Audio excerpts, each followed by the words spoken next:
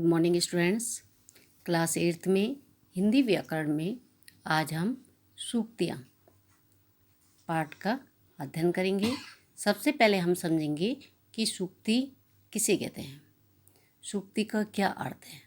तो सूक्ति का अर्थ है, सूक्ति का हम संधि विच्छेद करेंगे सु प्लस उक्ति, यानी सु मीन्स अच्छा या सुंदर दिखने वाले, उक्ति मीन्स कथन, यानी सु प्लस उक्ति का अर्थ है सुंदर कथन। तो हमारे कोई भी वाक्य में सुंदर कथन का एक अपना ही प्रयोग होता है। सुंदर कथन हर किसी को अच्छे लगते हैं।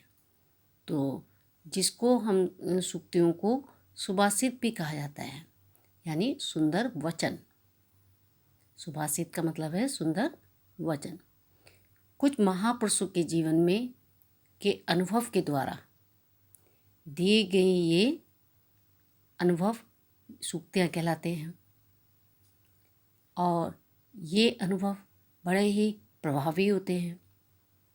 तो और लोकोक्तियाँ जो जनमानस में चली आ रही प्रचलित कहावत को कहा जाता है लोकोक्तियाँ। तो सूक्ति का अर्थ है सुंदर कथन, जिसको हम सुभाषित भी कहते हैं। अब हम समझेंगे सूक्ति और लोकोक्ति में क्या अंतर है। लोकोक्ति का स्रोत लोक जीवन से होता है, वे लोक भाषा में ही कही जाती हैं, परंतु सूक्ति का स्रोत प्रायः विद्वानों के कथन या साहित्य से होता है, जो विद्वानों ने अपने अनुभव से ग्रहण किया होता है। और जनभाषा में होने के कारण लोकोक्ति का अर्थ क्षेत्र अधिक व्यापक होता है। लोगों के द्वारा कही भी गई होती कहावत या बात, तो ये इसका क्षेत्र व्यापक होता है। इसका प्रयोग सदा किसी बात का समर्थन करने के लिए किया जाता है, और इसमें शाब्दिक अर्थ की प्रधानता नहीं होती। जबकि सूक्तियों के द्वारा केवल किसी बात का समर्थन ही नहीं होता, उनके द्वारा स्वतंत्र विचार भी प्रकट किए जाते हैं, और इनमें कभी शाब्दिक अर्थ की प्रधानता होती है और कभी नहीं होती है। तो सूक्तियाँ आपकी संस्कृत की सूक्तियाँ और हिंदी की सूक्तियाँ। संस्कृत की सूक्ति है आपकी, जैसे आपने ज़्यादातर श्लोक पढ़ा होगा, सठे साठ्यम समाचरित, यानी दुष्ट के साथ हमें दुष्टता का व्यवहार करना चाहिए। जो दुष्ट प्रवृत्ति के व्यक्ति होते हैं उनके साथ हमें दुष्टता का ही व्यवहार करना चाहिए। यदि आप दुष्ट व्यक्ति होगा, उसके साथ आप कितना भी अच्छा व्यवहार करोगे, उसको वो बात अच्छी नहीं समझ में आएगी। तो सूक्ति है सठे साठ्यम समाचरित, यानी दुष्ट के साथ दुष्टता का व्यवहार ही करनी चाहिए। एक आपने पढ़ी होगी, जननी जन्मभूमि से स्वर्गदपि गृहसि, माँ और मातृभूमि स्वर्ग से भी बढ़कर है। हमारे लिए सबसे पहले माँ हमारी सबसे बढ़कर होती है, फिर उससे बढ़कर हमारी क्या है, मातृभूमि, जिसमें हमने जन्म लिया है, वो स्वर्ग से भी बढ़कर है। तो ये है आपकी संस्कृत की सूक्तियाँ हैं। और परोपकाराय सत्ताम विभूताय, सज्जनों की संपत्ति दूसरों के उपकार के लिए ही होती है। जो सज्जन व्यक्ति होते हैं हमेशा दूसरों की भलाई के बारे में ही सोचते हैं।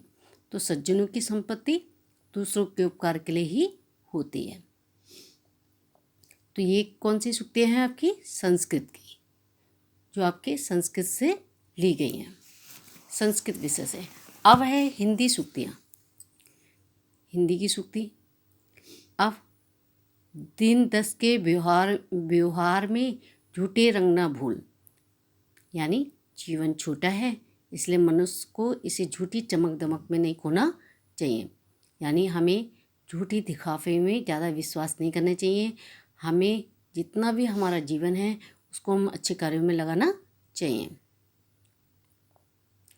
अब है बिनु सत्संग विवेक न होई, यानी अच्छी संगति के बिना हमें अच्छे और बुरे का कोई ज्ञान नहीं होता। तो एक है आपने अक्सर पराधीन सपनों सुख नाही, यानी पतिव्रता में कभी सुख नहीं मिलता, यानी दूसरी की चीज़ में हमें कभी भी लालच नहीं करना चाहिए, दूसरी की चीज़ में हमें कभी भी सुख नहीं मिलता।